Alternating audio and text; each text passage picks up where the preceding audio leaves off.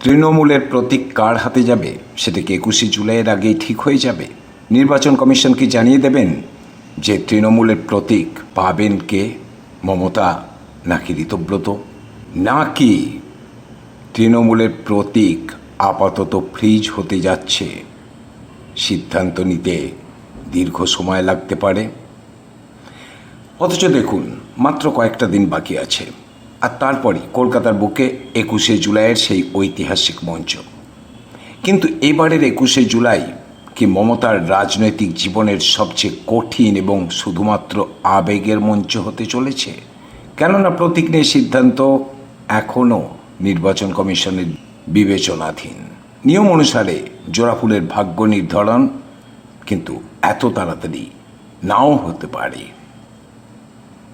আজ আমি দেখাবো আইনের দৃষ্টিতে নির্বাচন কমিশনের সামনে কী কী বিকল্প রয়েছে এবং কোন পরিস্থিতিতে কোন সিদ্ধান্ত আসতে পারে।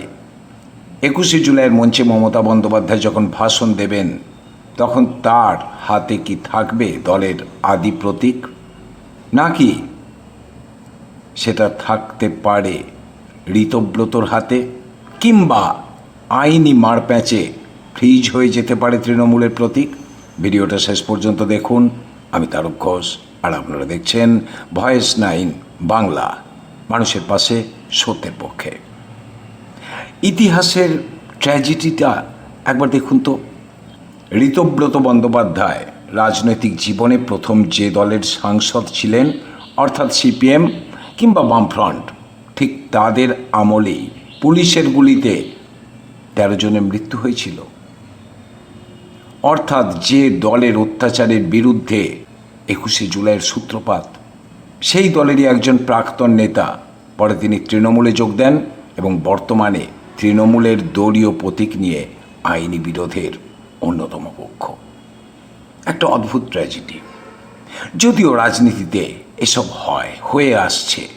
আজ যিনি তৃণমূলে, কাল তিনি বিজেপিতে, গতকাল যিনি বিজেপিতে ছিলেন, পরশু হয়তো কংগ্রেসে। এটাই হয়। ভোটাররা বিভ্রান্ত হয়ে যান, কিন্তু ভোটারদের কাজ হচ্ছে ভোট দেওয়া। এটাই বলছেন বাংলার মানুষ। ভোট দিয়ে দিয়েছেন, এবার যে যার মতো করে এদল সেদল করবেন।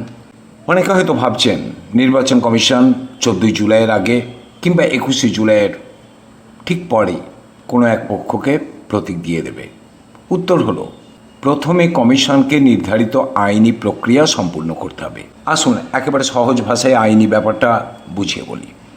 ৬ই জুলাই তৃণমূলের সাংসদ কল্যাণ বন্দ্যোপাধ্যায় ইলেকশন কমিশন অফ ইন্ডিয়ার কাছে একটা বিস্তারিত লিখিত জবাব এবং বিভিন্ন নথি জমা দেন। তার বক্তব্যের মূল লক্ষ্য ছিল প্রতিপক্ষের দাবির আইনি ভিত্তিকে প্রশ্নের মুখে দাঁড় করানো। আর ঋতব্রতকে ১০ই জুলাই পর্যন্ত সময় দিয়েছে কমিশন। এখন পুরো বিষয়টা নির্ভর করছে নির্বাচন কমিশনের জমা পড়া নথি ও যুক্তিগুলোকে কিভাবে মূল্যায়ন করে তার উপরে। বুঝতে পারছেন? আর দলীয় প্রতীক সংক্রান্ত বিরোধের ক্ষেত্রে কমিশন সাধারণত election symbols reservation and allotment order 1968-এর ১৫ নম্বর ধারার অধীনে সিদ্ধান্ত নেয়। কি বলা হয়েছে এই আইনের ১৫ নম্বর অনুচ্ছেদ অর্থাৎ প্যারায়? কোনো রাজনৈতিক দলে ভাঙন ধরলে এবং দুপক্ষই যদি নিজেদের আসল দাবি করে, তবে নির্বাচন কমিশন চট করে কাউকে প্রতীক দিতে পারে না।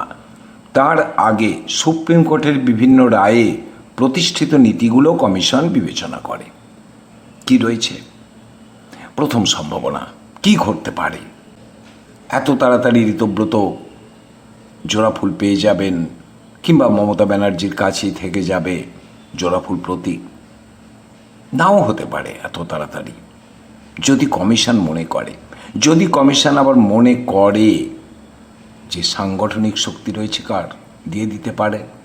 বলছি পরপর। প্রথম সম্ভাবনা, যদি কমিশনের কাছে মনে হয় দুপক্ষই এমন নথি জমা দিয়েছে যা বিস্তারিত যাচাই না করে চূড়ান্ত সিদ্ধান্ত দেওয়া সম্ভব নয়, আর এর মধ্যে যদি কোনো নির্বাচন সামনে থাকে, তাহলে কমিশন অন্তর্বর্তী ব্যবস্থা হিসাবে দলীয় প্রতীক সাময়িকভাবে স্থগিত বা ফ্রিজ করতে পারে। বুঝতে পারছেন? সামনে রাজ্যসভার নির্বাচন রয়েছে, উপনির্বাচন রয়েছে। কাজে এই পরিপ্রেক্ষিতে নির্বাচন কমিশন চাইলে নিয়ম অনুসারে সে প্রতীক ফ্রিজ করতে পারে। আর যদি তখন কেউ রাজ্যসভায় তাদের প্রার্থী পাঠান, সেক্ষেত্রে উভয় পক্ষকে অস্থায়ী নাম এবং পৃথক নির্বাচনী প্রতীক দিয়ে নির্বাচনে অংশ নেওয়ার সুযোগ দেওয়া হতে পারে। অতীতে ভারতের বিভিন্ন রাজনৈতিক বিরোধের সময় এই ধরনের অন্তর্বর্তী ব্যবস্থা নেওয়ার নানা নজির রয়েছে। আর দ্বিতীয় সম্ভাবনা কি হতে পারে? সেটা হতে পারে সাংগঠনিক শক্তির ভিত্তিতে নির্বাচন কমিশন একটা সিদ্ধান্ত নিতে পারে। কমিশন যদি মনে করে দলের প্রকৃত নেতৃত্ব নির্ধারণে সাংগঠনিক কাঠামোই সবচেয়ে গুরুত্বপূর্ণ, তাহলে তারা দলের জাতীয়, রাজ্য, জেলা এবং ব্লক স্তরের সাংগঠনিক সমর্থন পরীক্ষা করে দেখতে পারে। বুঝতে পারছেন? জাতীয়, রাজ্য, জেলা এবং ব্লক স্তরের সাংগঠনিক সমর্থন। যদি জমা দেওয়া নথি থেকে কমিশন সন্তুষ্ট হয় যে দলের অধিকাংশ সাংগঠনিক নেতৃত্ব এখনও মমতা বন্দ্যোপাধ্যায়ের নেতৃত্বের পক্ষেই রয়েছে, তাহলে বিধায়কের সংখ্যাগরিষ্ঠতা অন্যদিকে থাকলেও কমিশন তাকেই প্রকৃত দলের নেতৃত্ব হিসাবে স্বীকৃতি দিতে পারে। কথাগুলো বুঝতে পারছেন? মমতা বন্দ্যোপাধ্যায়ের যদি বিধায়ক সংখ্যা কম থাকেও, কিন্তু যদি সংগঠন জাতীয় স্তরে, রাজ্য স্তরে, জেলা স্তরে এবং ব্লক স্তরে সেই সংগঠন এবং তার সমর্থন থাকে, তাহলে পেতে পারেন। অর্থাৎ মমতা ব্যানার্জির হাতেই থেকে যেতে পারে। অন্যদিকে ঋতব্রতর ক্ষেত্রেও সেটাই প্রযোজ্য। তার ক্ষেত্রেও রাজ্য স্তরে, জাতীয় স্তরে, ব্লক স্তরেও সাংগঠনিক সমর্থন প্রয়োজন। তৃতীয় সম্ভাবনা, আইনসভার সংখ্যাগরিষ্ঠতার ভিত্তিতে সিদ্ধান্ত। অন্যদিকে কমিশন যদি আইনসভায় কোনো পক্ষের জনপ্রতিনিধির সংখ্যা বেশি, সেটিকেই বেশি গুরুত্ব দেয়, তাহলে বিধায়ক ও সাংসদদের সমর্থনের হিসাবও বিবেচনায় আসতে পারে।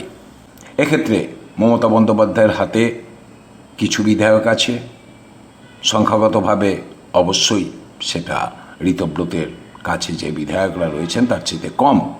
অন্যদিকে সাংসদ রয়েছে, কিন্তু ঋতব্রতের কোনো সাংসদ নেই এই মুহূর্তে। এই ধরনের পরিস্থিতির উদাহরণ হিসেবে অনেকেই শিবসেনা পার্টি স্প্লিটের প্রসঙ্গ টানেন, যেখানে কমিশন আইনসভার সমর্থনকে গুরুত্বপূর্ণ বিবেচনা করেছিল। তবে প্রতিটি মামলার তথ্য প্রমাণ আলাদা হয়, তাই কোনো মামলার ফল অন্য মামলায় হুবহু প্রযোজ্য হবে এমনটা কিন্তু ধরে নেওয়াটা ঠিক নয়। এখন সবচেয়ে গুরুত্বপূর্ণ প্রশ্ন হলো, জোড়া ঘাসফুল প্রতীক হাতছাড়া হলে বা ফ্রিজ হলে ঋতব্রত শিবিরের লাভ কতটা? দেখুন, আইনি লড়াইয়ে কে কোন ধরনের সুবিধা পাবে, তারা কি কাগজপত্র জমা দিয়েছেন তার উপর নির্ভর করবে। কিন্তু গ্রাউন্ড রিয়ালিটিতে বা সাধারণ মানুষের মনে সমীকরণটা আলাদা।